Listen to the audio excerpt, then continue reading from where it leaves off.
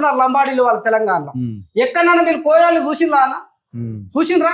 ఇప్పుడు తెలంగాణ మొన్న గవర్నమెంట్ వచ్చినాక సీతక్క గారు మంత్రి అయింది.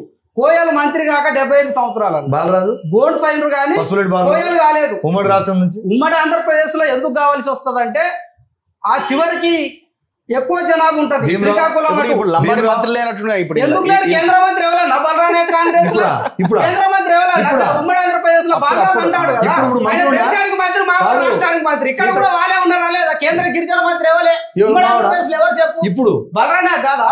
నేను ఇప్పుడు ఒప్పుకుంటాను. ఇప్పుడు రేవంత్ తో కష్టపడితే బిడ్డ అయింది. మరి మీరు ఓర్చుకోవాలంటే తీసేయాలి. మరి భారతదేశానికి మంత్రి ఓర్చుకోవాలి.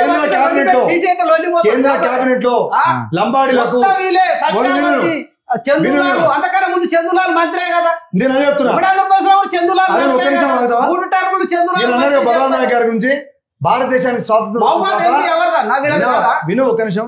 విలువిదేశాల భద్రాచలం ఎందుకంటే వీళ్ళ జనాభా ఎక్కువ ఉండే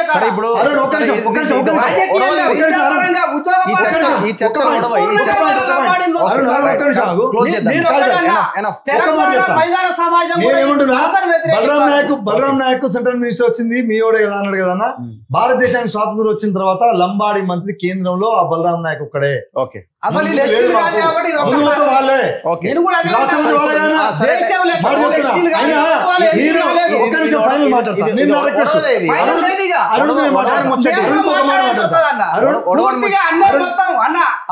మేమే ఫస్ట్ అంటాడు.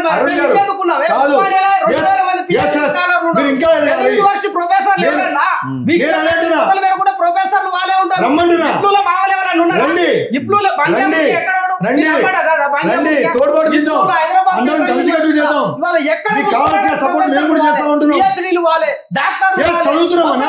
అక్రమంగా రాదు.